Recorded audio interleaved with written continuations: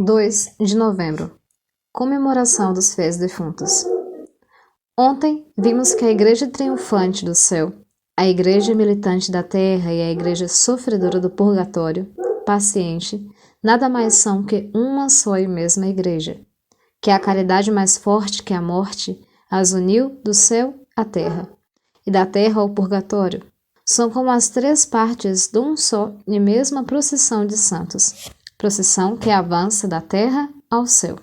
As almas do purgatório participarão daquela procissão um dia. Sim, porque ainda não têm, bem brancas, as vestimentas de festa. A roupa nupcial ainda guarda nódoas, aquelas nódoas que somente o sofrimento a limpa.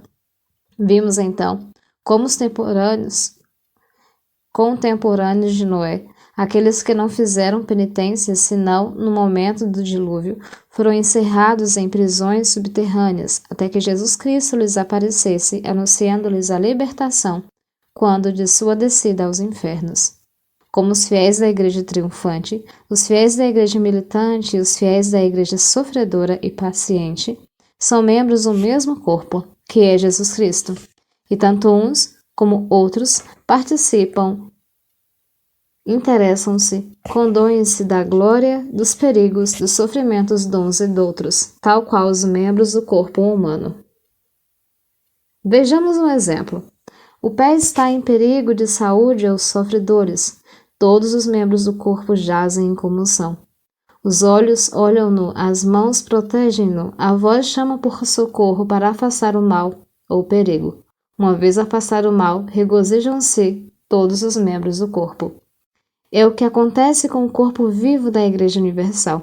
E vemos os heróis da Igreja militante, os ilustres macabeus, assistidos pelos anjos de Deus e pelos santos de Deus, especialmente pelo grande sacerdote Onias e pelo profeta Jeremias, rogar e oferecer sacrifícios por esses irmãos, que estavam mortos pela causa de Deus, mas culpados desta ou daquela falta. Nosso Senhor diz em São Mateus, abre aspas, todo pecado e blasfêmia será perdoado aos homens, porém, a blasfêmia contra o Espírito Santo não será perdoada, nem neste século, nem no futuro. Fecha aspas.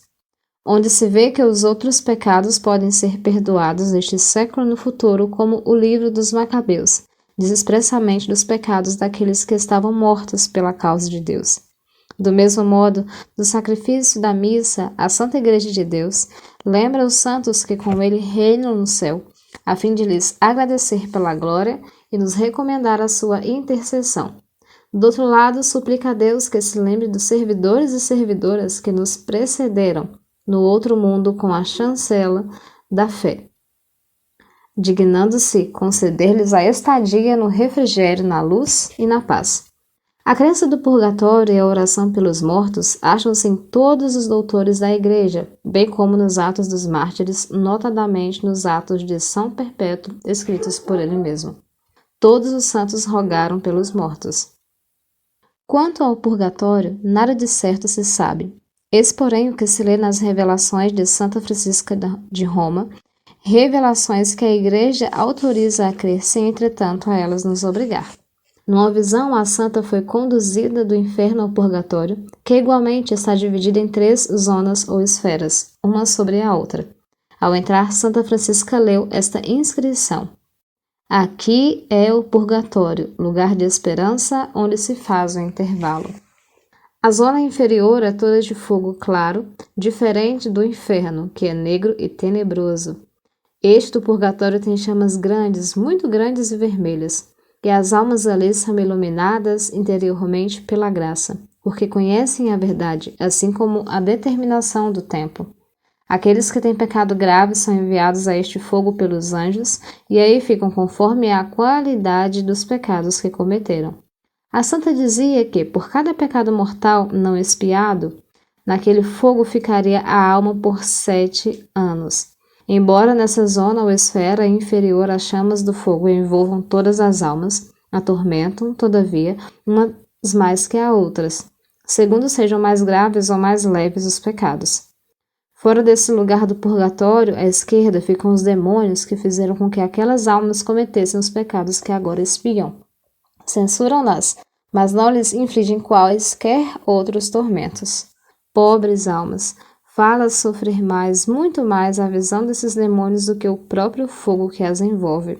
E com tal sofrimento gritam e choram sem que neste mundo consiga alguém fazer uma ideia.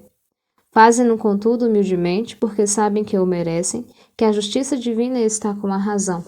São gritos como que afetuosos e que lhes trazem certa consolação, não que sejam afastadas do fogo. Não, a misericórdia de Deus, tocada por aquela resignação das almas sofredoras, lança-lhes um olhar favorável, olhar que lhes alivia o sofrimento e lhes deixa entrever a glória da bem-aventurança para onde passarão. As orações, os sufrágios e as esmolas feitas caridosamente pelas almas que já estão na glória e que já não necessitam revertem às almas ainda necessitadas, aproveitando a nós também. E os sufrágios que se fazem às almas que jazem no inferno?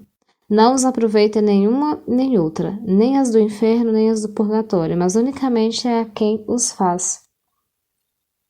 A zona ou região média do purgatório está dividida em 3 partes. A primeira, cheia de uma neve excessivamente fria.